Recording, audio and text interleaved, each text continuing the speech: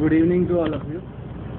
आज थोड़ा सा इम्पोर्टेंट डे है क्योंकि आज जो है अपन लोग डिस्कस करने वाले हैं 2-3 इम्पोर्टेंट मेजर इश्यूज जो इस समय कुछ लोगों ने हार्ड वर्क किया, पढ़ा है, समझा है, देखा है और सोचा कि ना ये जो प्रॉब्लम्स आ रही हैं ये कोई डायरेक्ट स्कूटी की प्रॉब्लम, क्योंकि जो यंग एग्जीक्यूटिव्स हैं, इवन पर जो काम कर रहे हैं, यूट्यूब पर जो काम कर रहे हैं, उनको जो डीमोरलाइजेशन, डिग्रेडेशन हो रहा है, ठीक है, जो रेस्पेक्ट जो मिलना चाहिए इस ऑर्गेनाइजेशन में नहीं मिल रहा है। तो वो जब चीज़ में देखा, सोचा, समझा, हम लोग जितना सोच समझ सकते थे उतना देखा, गाइडलाइंस देखी, डीपी की सेकंड पीआरसी पढ़ी, उसके बाद में गवर्नमेंट ऑफ इंडिया के जितनी भी पॉलिसीज़ है अदर पीएसयूज में जो आज हो रही हैं, जो लेते हैं, वो अडॉप्ट कर रहे हैं पॉलिसी, वो सब देखा तो जो कुछ निष्कर्ष निकाला वो मैं आप लोगों के साथ में डिस्कस करना चाहता हूँ। मैं कुछ लोगों के बारे में बता दूं। मुकेश कौरव हैं, औरंगाबाद में जेटीओ हैं, 2008 बैच के। उन्होंने एक केस प्रिपेयर किया है पे पैरिटी का पोस्ट 2007 बैच के जेटीओ के लिए। और एक केस है जितेंद्र नाथ जो कि एआईजीटीओ में लीगल सेल में भी हैं और पूना में जेटीओ हैं, 2007 बैच के हैं। उन्होंने ग्रेड पे से रिलेटेड एक केस किया है, वो मैं बताऊँगा। ग्रेड पे जब अपन BSNL में बात करते हैं जहाँ पे आईडीए लगता है तो वहाँ पे आप लोगों को ऐसा लगता होगा कि ग्रेड पे तो होता नहीं है, तो वो मैं बताऊंगा। और कुछ और छोटे मोटे इश्यूज हैं, ईपीएफ जो कि अपने एसएसए में फॉर्म 2 नॉमिनेशन फॉर्म नहीं भरवाया गया, उसके बारे में बताऊंगा। उसके बारे में फॉर्म 26C उसके बारे में बताऊंगा। और बस इतना ही डिस्कस करना है ना। तो सबसे पहले तो मैं ये बता देता हूँ कि अपना आ जाइए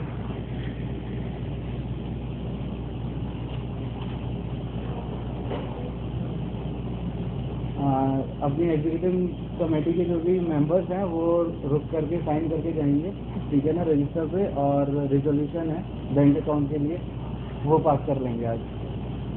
ग्रेड पे का इशू डिस्कस करता हूँ। ग्रेड पे सर क्या होता है कि मैपिंग होती है, आईडीए से सीडीए की मैपिंग होती है। एक BSNL का ही ऑर्डर है मेरे पास में, एक छोटा सा ऑर्डर है। BSNL time to time circulate करता रहता है ऐसे ऑर्डर, जैसे कि ये TADA का ऑर्डर है, एक बार देख लीजिए सर। ये TADA का ऑर्डर है, ऐसे अपने क्वार्टर के लिए ऑर्डर आता है, ठीक है। इसमें एक छोटी सी मैपिंग दी गई है, समझ रहे हैं ना सर, कि किस तरीके से आईडीए में जो लोग काम कर रहे हैं वो किस सीडीए के इक्विवेलेंट होंगे, ग्रेड पे के इक्विवेलेंट होंगे। तो सर्कुलेट कर देना। क्या होता है, आज इंडिया में जितनी भी PSUs हैं उसमें से 70% PSUs हैं, उनके यहाँ पे E1 जो ग्रेड होता है वो 5400 का जो ग्रेड पे है, 5400 का ग्रेड पे है, उसमें काम कर रहे हैं लोग, ठीक है। 30% PSUs हैं, उसमें E1 का जो ग्रेड पे है वो 5400 की करस्पॉन्डिंग नहीं है, ग्रुप भी है। लेकिन E2 जो 20,600 है वो सभी PSUs में ग्रेड ग्रुप A होता है और 5400 के ग्रेड पे के करस्पॉन्डिंग होता है, ठीक है। इससे मेजर प्रॉब्लम्स कुछ आती हैं जो कि मैं ऐसे अपन सिंपल वे में समझने की कोशिश करेंगे। जब अपन किसी सेंट्रल गवर्नमेंट में जाएंगे जहाँ पर अपने को मांग ग्रुप A की पोस्ट होगी, उसके अगेंस्ट अपन अप्लाई नहीं कर सकते हैं, ठीक है। लेकिन अब आप लोग सोच रहे होंगे कि अगर अपन PSU टू PSU जाते हैं, 20,600 का रिक्रूटमेंट नोटिस आता है तो वहाँ पे 16,400 वाला एलिजिबल होता है, ठीक है ना। वो बात भी सही है, उस केस में दिक्कत नहीं आ रही है, लेकिन प्रॉब्लम कहीं और आ रही है। दो कॉन्ट्रडिक्शंस हैं, एक तो गवर्नमेंट ऑफ इंडिया के रिजर्वेशन पॉलिसीज हैं, कंसेशन मिलता है SC/ST को, वो बताता हूँ, और एक OBC का रिजर्वेशन होता है, उसमें कॉन्ट्रडिक्शंस आ रहे हैं, ठीक है। प्रॉब्लम ये भी आ रही है कि आप ये सोचिए TCIL जैसे ऑर्गेनाइजेशन है जो डिपार्टमेंट ऑफ टेलीकम्युनिकेशन के अंडर में काम कर रहे हैं, वहाँ पे E1 16,400 जो होता है वो ग्रुप A होता है। प्रॉब्लम्स क्या क्या होती हैं वो देखिए। आज भी 50 से 60 SD जो हैं JTO रहे होंगे उस समय जब कन्वर्जन हुआ था BSNL का, उस समय अडॉप्ट कर लिया था, BSNL में आ गए थे, लेकिन एब्जॉर्ब नहीं हुए थे, ठीक है। BOT के ही हैं वो SD, आज भी 4800 के जो ग्रेड पे है उस पर काम कर रहे हैं, ठीक है। और 16,400 जो अदर PSU में 5400 के ग्रेड पे वाला होता है। यानी अपन लोग जो हैं जितने भी 2005 के 16,400 पे रिक्रूटी हैं वो E1 पे काम कर रहे हैं, 5400 की ग्रेड पे के काम के अंदर उसमें काम कर रहे हैं, 5400 की ग्रेड पे। लेकिन 4800 जो नेक्स्ट SD जो बॉस है उसका ग्रेड पे काम है और अपना ग्रेड पे ज़्यादा है, समझ रहे हैं ना। यहाँ पे डिस्क्रिप्शन आता है, ठीक है। डिस्क्रिमिनेशन आता है। डिस्क्रिमिनेशन कहाँ पर आता है? जब आप देखते हैं कि टीसीआईएल में 16,400 पे जो आईटीएस ऑफिसर आ रहा है वो E1 पे काम करेगा, और बीएसएनएल में जो आईटीएस ऑफिसर आ रहा है वो 24,900 पे काम करता है। 5400 का जो ग्रेड पे है बीएसएनएल में वो 24,900 के इक्विवेलेंट है, और 29,200 का जो ग्रेड पे है बेसिक है, 29,200 का जो बेसिक है, डी का जो बेसिक है वो 6600 की ग्रेड पे के इक्विवेलेंट होता है। ठीक है, ये मैपिंग है, ये मैपिंग एग्जिस्ट करती है। ठीक है, जब अपन पीएसयू टू पीएसयू की बात करते हैं तब होती है, जब अपन पीएसयू को सेंट्रल गवर्नमेंट में जाने की बात करते हैं पीएसयू वाले, तब वो मैपिंग काम में आती है। डे टू डे में देखेंगे आप, अगर डिग्रेडेशन हो रहा है जेटीयू कैडर का तो वो इसके लिए हो रहा है कि 4600 का जो ग्रेड पे है उसके करस्पॉन्डिंग अपन है। आज अब अपन बात कर रहे हैं जेटीयू जो कैडर है, जेई का कैडर एग्जिस्ट किया करता था डीओटी के टाइम में, जेई का कैडर होता था ना सर, ग्रुप बी कैडर होता था। बीएसएनएल की जो प्रमोशन पॉलिसी है, this is the best promotion policy for any group B executive to promote them to the DGM level. आज भी बीएसएनएल में जो जेई का कैडर है वो जाकर के डीजीएम पे रिटायर हो रहा है। इससे बढ़िया प्रमोशन पॉलिसी कहीं पे नहीं मिलेगी। लेकिन जब अपन बात करते हैं उन लोगों की जो बीटेक करके यहाँ पे आ रहे हैं, जो 5400 के 16,400 पे आ रहे हैं, जो कि और पीएसयू में 5400 की ग्रेड पे हैं, उनका जो कैरियर प्रोग्रेशन है वो वर्स्ट हो रहा है, क्योंकि वो ट्रीट किया जा रहा है ग्रुप बी, कैरियर प्रोग्रेशन दिया जा रहा है उसको 4600 के करस्पॉन्डिंग, और जो कि दिया जाना चाहिए था 5400 की करस्पॉन्डिंग, और उसको रिटायर किया जा रहा है डीजीएम पे। ये मेन कारण है एक जो डिग्रेडेशन हो रहा है पूरा का पूरा। अपन बात करते हैं ना सीपीएससी कैडर हायरार्की के, कुछ नहीं होने वाला, कुछ भी नहीं होगा। मैनेजमेंट जो है आपको कैरियर प्रोग्रेशन जब तक नहीं दे सकता जब तक 16,400 में यूनिफॉर्मिटी नहीं आएगी। यूनिफॉर्मिटी किस तरीके से नहीं आएगी? जितने भी पीएसयूज हैं उसमें 16,400 इवन एग्जीक्यूटिव होता है तो वो ग्रुप ए ही होना चाहिए। अब मैं बताता हूँ सपोर्टिंग डॉक्यूमेंट जो हम केस में लगाने वाले हैं। वो पहला है ओबीसी रिजर्वेशन का। ओबीसी में क्या होता है कि creamy layer non creamy layer का फंडा रहता है। ग्रुप ए एग्जीक्यूटिव जो होते हैं, ग्रुप ए एग्जीक्यूटिव किसी भी पे स्केल पे काम करते हैं। जब सेंट्रल सीडीए में काम कर रहे हैं तो वो 5400 के करस्पॉन्डिंग काम में करेंगे, और अगर पीएसयू में काम कर रहे हैं तो E1 पे काम करेंगे। ठीक है, ग्रुप ए एग्जीक्यूटिव कोई भी होगा अगर उसको प्रमोशन, उसको उसके बच्चे को creamy layer non creamy layer में आता है, वो सॉरी क्रीमी लेयर में वो आता है, क्रीमी लेयर में आता है, उसको नॉन क्रीमी लेयर के जितने भी बेनिफिट्स हैं वो नहीं दिए जाते। बीएसएनएल में एक कोई भी बंदा है वो अगर 16,400 पे काम कर रहा है, ठीक है ना, 20,600 पे काम कर रहा है, और एमटीएनएल में 24,900 भी है ना, वो भी ग्रुप बी होता है। वो सिर्फ ऐसा पहला पीएसयू जिसमें 24,900 ग्रुप बी है, 24,900 पे काम कर रहा है। लेकिन वो जो बंदे उसके जो जितने भी उसके सिबलिंग्स होंगे, उसके बच्चे होंगे, वो सभी के सभी नॉन क्रीमी लेयर्स में आएंगे, और उनको जितने भी रिजर्वेशन इंस्टीट्यूशन में रहते हैं वो मिल जाएगा।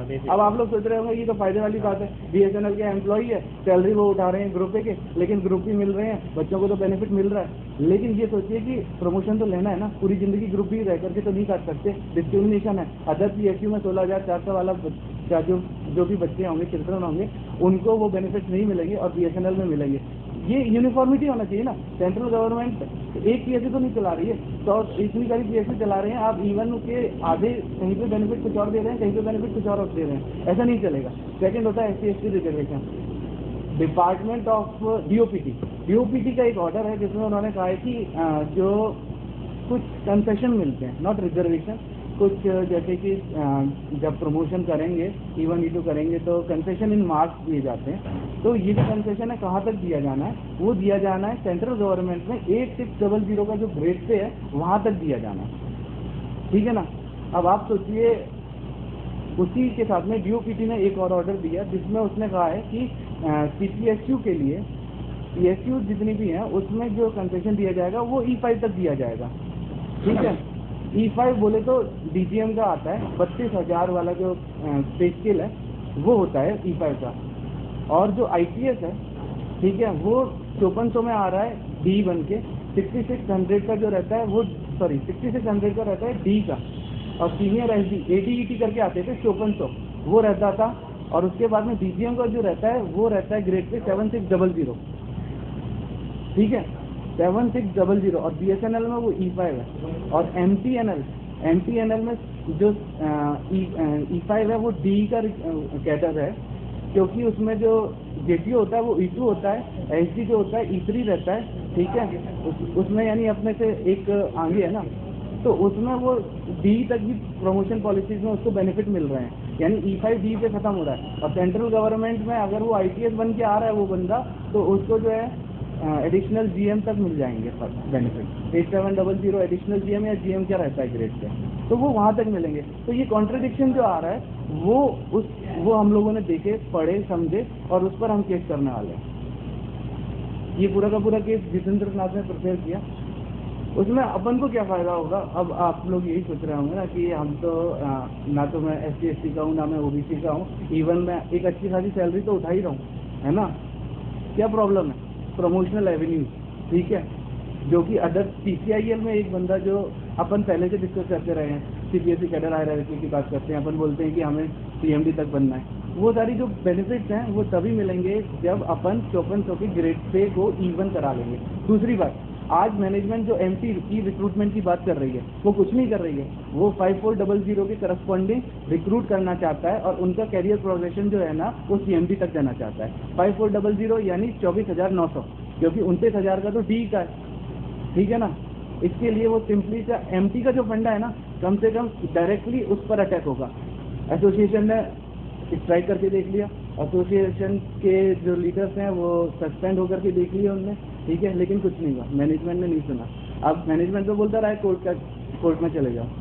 कोर्ट में जाना है तो अपने पास में कुछ पॉइंट्स होना चाहिए। ये पॉइंट्स लोगों ने इकट्ठे किए, देखा, समझा और उस पर हम लोग केस करना चाहते हैं और चाहते हैं कि एक यूनिफॉर्मिटी आए।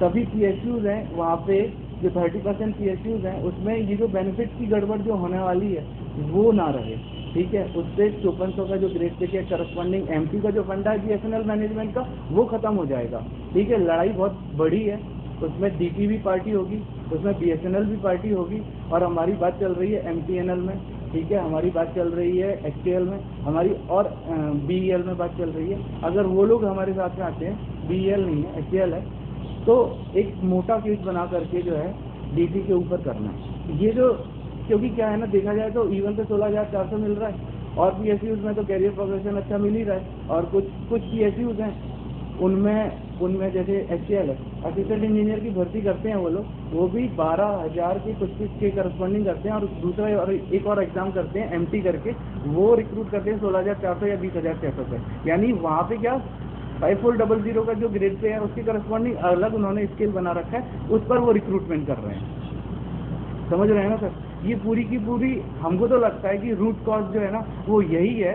एक JTO का जो कैरियर प्रोग्रेशन, एक B करके आप रिक्रूट कर रहे हैं। अच्छा, उसका एक और कारण है सर, जब BSNL बना था उस समय क्या हुआ था कि 96 में BSNL में 4200 के ग्रेड पे से 4600 का ग्रेड पे कर दिया गया था JTO का, है ना सर। 96 में यही हुआ था ना, 96 में 4600 किया। एक कंपनी बनानी थी, उसमें कुछ अच्छे बेनिफिट्स देने थे, एक अच्छे पे स्केल पे लेके जाना था, उनको अपग्रेड कर दिया, उनको 16,400 कर दिया। और वो 46 वहाँ पे जो JTO था उस समय जो काम कर रहे थे, शायद जो रेलवे में सेक्शन इंजीनियर की जो पोस्ट रहती है, ठीक है ना, उसका भी जो ग्रेड पे रहता है वो सेम ही रहता है। तो सेक्शन इंजीनियर का भी कैरियर प्रोग्रेशन देखेंगे तो आप वो रिटायरमेंट तक असिस्टेंट इंजीनियर बन पाता है। वो कभी उसका जो एग्जीक्यूटिव इंजीनियर जो करके आते हैं, जो UPSC से आते हैं, उनका कैरियर प्रोग्रेशन नहीं देते हैं वो लोग। हमारे यहाँ पे भी क्या हो रहा है, पूरी की ITS फ्रेटर्निटी बैठ करके पॉलिसीज बना रही है। 5400 का ग्रेड पे का इशू सोचते हैं, वो मन में रखते हैं, वो चीज़ें तो दिखाते हैं कि IDA पे काम कर रहे हैं, IDA का ऐसा वैसा ऐसा होना है, लेकिन अंदर जो चल रहा है वो ये चल रहा है। और मैपिंग है, क्वार्टर का अलॉटमेंट होता है, उसमें भी मैपिंग होती है। क्वार्टर का जो BSNL कॉर्पोरेट ऑफिस की गाइडलाइन है उसमें आप देखेंगे तो E1 E2 E3 E4 इस तरीके का दिया है, लेकिन सेंट्रल गवर्नमेंट में देखेंगे तो उसमें पता चलता है कि ऑफिसर्स क्वार्टर जो रहता है वो मिलता है 5400 के करस्पॉन्डिंग। ऑफिसर्स क्वार्टर बोले तो टाइप 4, समझ रहे हैं ना सर। ऑफिसर्स कॉलोनी वहाँ पर बनाई गई है, सेपरेट बनाई गई है, वो रीज़न। तो ये केस करना सर बहुत ज़रूरी बन गया है। कि किसी भी कंपनी में कुछ भी हो, जैसे मतलब प्राइवेट हो या अपना गवर्नमेंट